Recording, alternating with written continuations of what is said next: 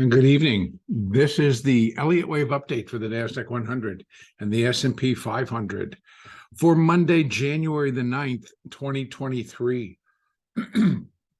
First thing you're going to notice tonight, I've been able to update the labeling. And as crazy as it was today, and as crazy as you're like, oh, what is going on and how hard are they going to push? It did follow Fib and Elliott. So I'm filling in the blanks here. I feel that the move off of today's highs in both the S&P and in the NASDAQ was significant enough that I believe that this minor wave 2 has a high probability or a high potential of being complete.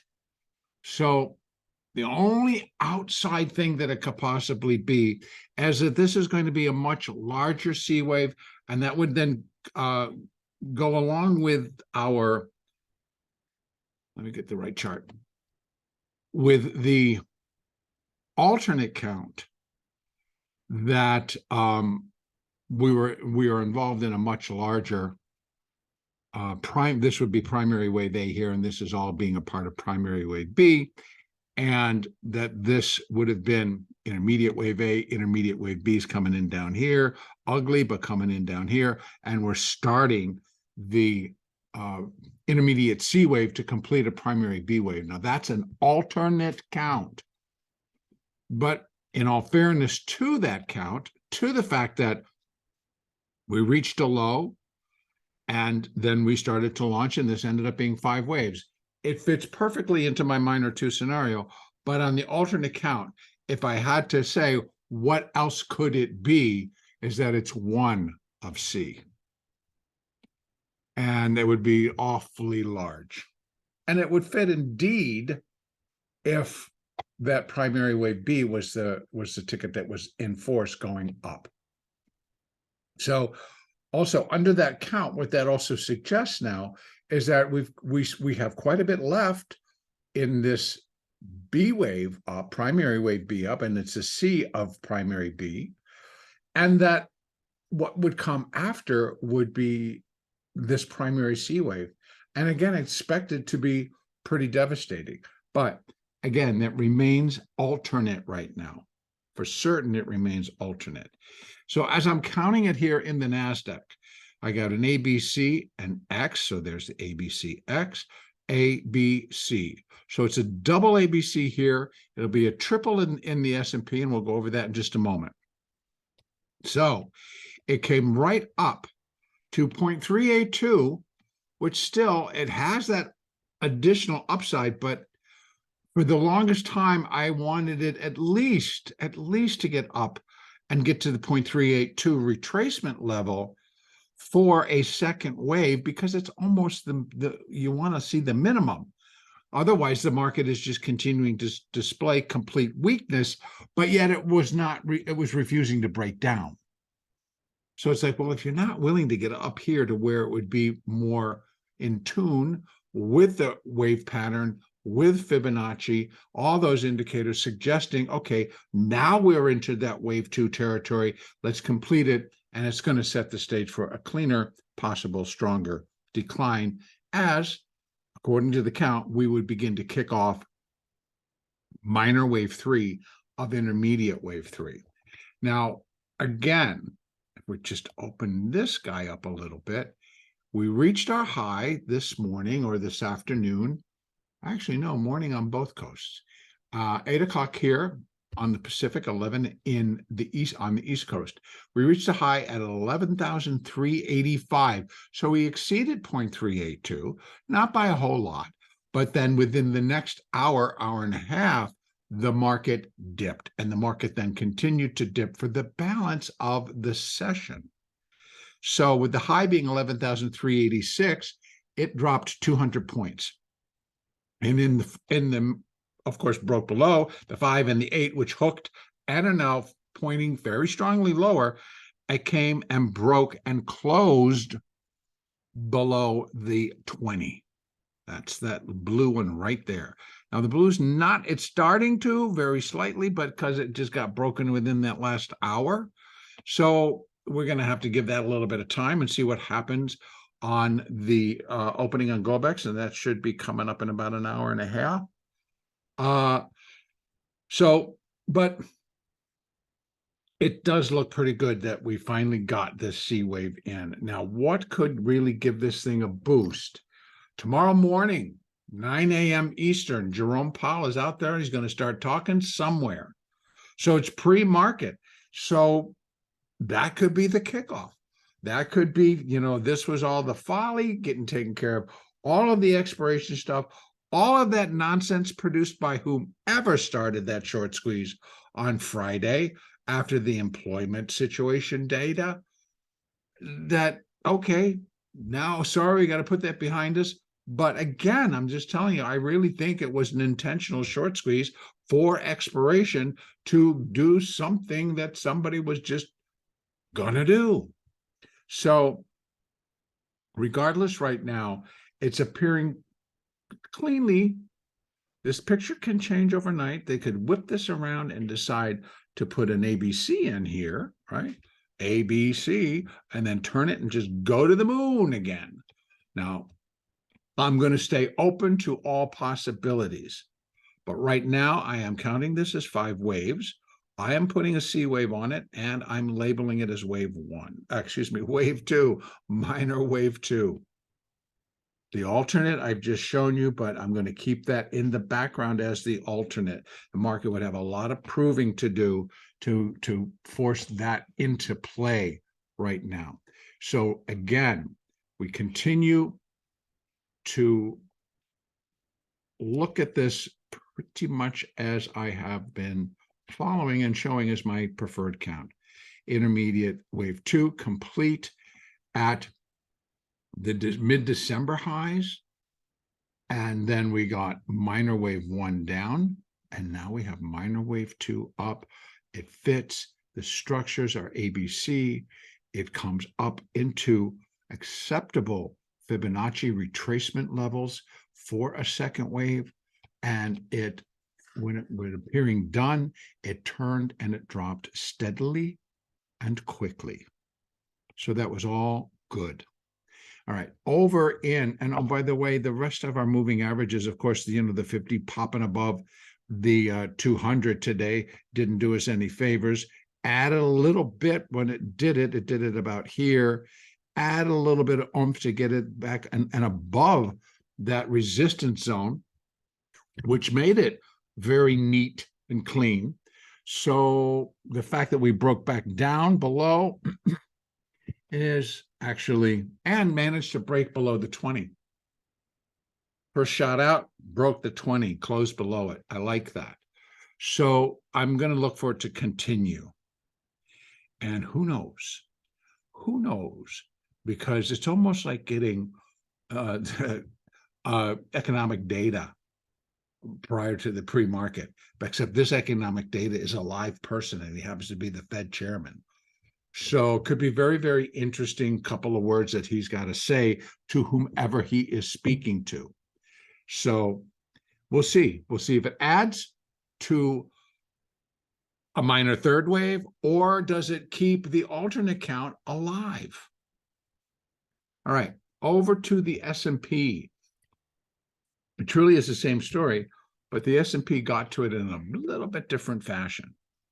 So in the NASDAQ, we had counted this minor wave 1 as complete all the way over here because it dipped down and it moved to a new low. But it did not do it in the S&P, but the count still is clean, it's nice, it's actually very good. Now, not so clean and nice when we were trading it because it was like very difficult. It's like, well, what are we doing now? Okay, what's this? What are we going through? So it took a while to allow the beginning of this to start to unfold. We thought at one point there could be a triangle forming in here, and then that didn't come through. And then finally it showed up as at least a double ABC. And then we got the triple ABC, and that was the ticket. So we can see I've now labeled ABCX, ABC, and then an ABCX, and then A and a B, and that's C. And this was the kicker, what they did coming in, right? So on last Thursday, They took it to the bottom of the range. I was like, well, if you start breaking below that, then I'm going to put the completion over here. And this is like a dead dog. And I didn't mean to say that because I am a big dog fan and I love dogs. But just a dead issue. How about that? Let me revise that. I don't mean to sound cruel. I am definitely a dog person. So in the meantime, we had an A and a B and then this beautiful C wave, and the C did go. Now, we jumped and surpassed 39.38 pretty quickly in the session. You know, pretty much even before the opening, we within the opening, we were soaring above that. And then we continued higher and we got as high as 39.73. So our next up line there for the resistance was 39.84, and that would have been the 50%. So the S&P a little bit cleaner and a little bit nicer in terms of getting up to more expectations for a wave 2 today than the NASDAQ did. But the NASDAQ got a little bit harder hit in a lot of different portions, and it came down lower at several places. Now, the NASDAQ actually carried the bulk of that rally today. The Russell barely finishing in the green, the NASDAQ finishing up, and they're still kind of like futzing around with it to get into the close, but it's up 68 as we go into that end of that extra hour that gets added to it, with the S&P down, with the Dow down. So, and again, really what it was today is they're flying back into Tesla. They were flying back into Microsoft. They kind of came into Moderna. Meta up and down during the day, Micron up and down during the day, Honeywell up and down during the day, but then we had Microsoft, had a good day, came down pretty cleanly off of its highs. Apple, good day, but came extremely cleanly down off its highs. This is trading up closer to 134 at one point today and barely closed up 50 cents. So AMAT did well today. AMD did well today. Amazon did okay, so everybody did okay, but came down, flying down off of their highs. So I would anticipate that if this is truly all done now, and all this jumping back in is done now, and everything's back in line, then we're going to look at something going pretty, continuing to just continue to drop. Now, here in the S&P, it's very, very interesting because we came deeper. We came deeper and quicker off of those levels up above and continued to get hit during the after hour. So here again, we broke the 5, we broke the 8. They were both pointing very strongly lower. In fact, the 5 is breaking below the 20 right now. So, and that's really what we need to see. We need to see the order reverse of our moving averages. So in other words, we need to see the 20 get down and break the 55. Then we see the 55 come down and break the 200. So the 200, which is basically the lazy one, sitting all the way down here, will probably lumber around here for a while these other ones catch up and get back below it. And then if that does occur, then the S&P, moving average wise, is in alignment on the hourly chart to continue to go down. We sort of got hints as I went over this yesterday with our moving averages here. You can see 200 flat as a pancake, flat as a pancake. In fact, all of them except the 5 and the 8 continue to rise. But look at that. Look at what it's going to close at. So if we can get a decent close tomorrow and it get below that 50 and the 21, watch out. I'm looking for these to turn, and for these went flat, but if we can get a stronger downside tomorrow, these will turn, and then this will continue to arc and continue to drop. So that's all looking in line for continuation, and I'm a little bit more comfortable with the 1 and the 2. So here we are in the S&P. I am marking as complete.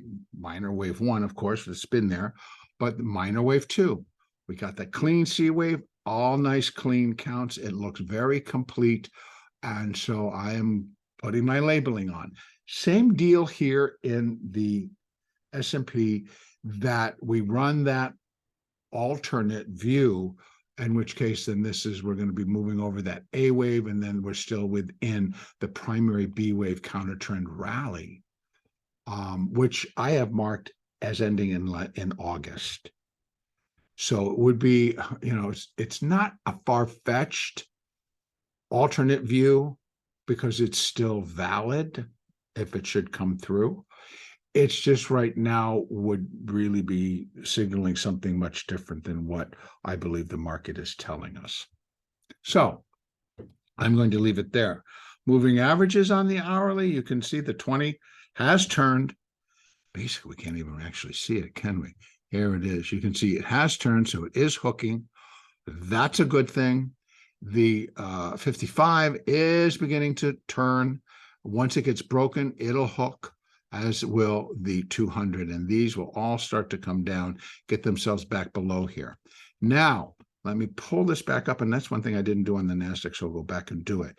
With this in place now, let's just take an estimate, a first look at what the possibilities are. First I'm going to do is take off the retracements. I feel we've reached our levels. I'm labeling it. We don't need them anymore, and they're easy enough to put back. So now we put on our extensions for wave 3, and what I'm connecting is wave 1 and wave 2. So what we have coming in, first up, and it's just a resting point, 38.80. So, and that's still in play. 38.80 still in play, primarily because you see the 200s right there. And that's why you'll get a fib that'll always get up close to that, wherever that 200 may or may not be. So now we then next down 38.24, then 37.77. That's the magic ticket. Because we need, in this third wave, of course, it's going to break the low below 37.87, and 77 would be the good little resting point for it to come down to. Now, ultimately, what am I looking for here?